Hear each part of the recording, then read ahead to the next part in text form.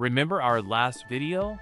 We talked about the Americans building a $3 million snow cruiser that got stuck in 3 feet of snow because it had bald tires? Well, while the US engineers were crying into their coffee, the Soviet Union was watching, and they said, "Hold my vodka." In 1958, they built their own Antarctic monster. It didn't have smooth tires. It didn't carry an airplane.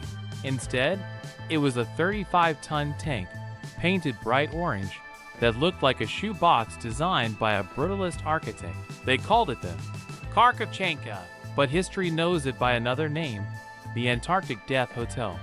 Why? Because this thing had a kitchen, a library, soft wool carpets, and a lethal design flaw that slowly poisoned everyone inside. Buckle up, comrades. Today we are looking at the machine that conquered the South Pole by trying to kill its own crew. So, how do you build a vehicle for minus 80 degrees Celsius? The Americans tried to reinvent the wheel. The Soviets just took a tank and put a house on top of it. Literally. Underneath this orange box is the chassis of the legendary T-54 tank and the AT artillery tractor. They stretched it out and slapped on massive, 1-meter wide tracks.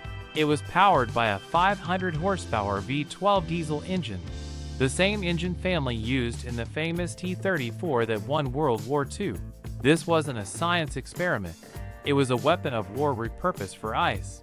But the interior? That's where it gets weird. The engineers in Kharkiv wanted the crew to feel at home while driving across the most hostile continent on Earth. So they made the inside look like a 1950s Soviet apartment. I'm not joking. It had 28 square meters of living space. It had thick wool carpets on the walls to keep the heat in. It had soft bunk beds with velvet curtains. It had a radio room and a kitchen to cook borscht. And get this, it had a sauna. Yes, they put a shower and a steam room inside a tank in Antarctica, because nothing says survival like getting naked in a 30-ton steel box while it's minus 100 degrees outside. It sounds cozy, right? A warm apartment rolling across the ice. Well, there was one tiny little problem. The engineers decided to put the massive 12-cylinder diesel engine inside the living space. Right there, in the middle of the room, not under the floor, in the room. Imagine sleeping in your bedroom, but there is a running semi-truck parked next to your bed. The noise was deafening, but the noise wasn't the killer. The exhaust seals weren't perfect. As the CarCore drove across the ice at full throttle, diesel fumes and black soot constantly leaked into the cabin. The crew was literally hotboxing the vehicle with carbon monoxide. They were constantly dizzy, vomiting, and hallucinating. Their faces were covered in black soot. They had to keep the roof hatches open just to breathe, which defeats the purpose of an insulated vehicle. It was a choice: freeze to death with the hatch open, or choke to death with the hatch closed. And let's talk about the poor navigator. While the rest of the crew was choking in the main cabin, the navigator had to sit in a little glass bubble on the roof to see the stars and guide the way. The problem? The glass bubble had zero insulation. So while his feet were in the sauna, his head was in the freezer. And maintenance? That was a nightmare. Because the engine was inside. Guess how you fix it? Inside, while driving. When something broke, and it always broke, the mechanic couldn't go outside because it was too cold.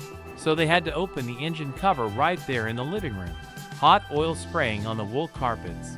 Diesel fuel spilling on the bunk beds. Imagine doing open-heart surgery on a V12 engine while bouncing over ice dunes, choking on smoke, half blind from the fumes. That wasn't a job. That was torture. One crew member wrote in his diary, "My head is splitting. The air is blue with smoke. We are all slowly being poisoned. But we cannot stop." Despite the fumes, despite the headaches, despite the fact that they were driving a mobile gas chamber, they made it. In 1958, the CarCore reached the pole of inaccessibility. This is the hardest point to reach in Antarctica, even harder than the South Pole. The Americans couldn't do it with their snow cruiser, but the Soviets did. And what did they do when they got there? They set off fireworks, drank champagne, and installed a plastic bust of Vladimir Lenin on top of a research station. And here is the craziest fact, because they didn't want the statue to face nothing. They used a map to aim Lenin's face exactly towards Moscow. That statue is still there today, but it's buried under meters of snow. Lenin is staring at the ice forever. So what happened to the death hotels? They never came back. Driving them all the way back to the coast was deemed too dangerous and unnecessary. So, after years of service, they were simply left there. Some were used as stationary bases. Some were abandoned in the middle of nowhere, frozen in time. Today, if you go to Antarctica, you can still find them. Giant orange beasts, buried up to their roofs in snow. Inside, the wool carpets are frozen solid. The sauna is full of ice. The CarCore proved one thing: you can conquer nature, but you might have to sacrifice your lungs to do it. What do you think? Would you rather spend a week in the American snow cruiser with no heating, or the Soviet death hotel with toxic fumes? Let me know in the comments. And if you want more stories about heavy metal and bad decisions, hit subscribe. This is CarCore. Don't breathe the fumes. Peace.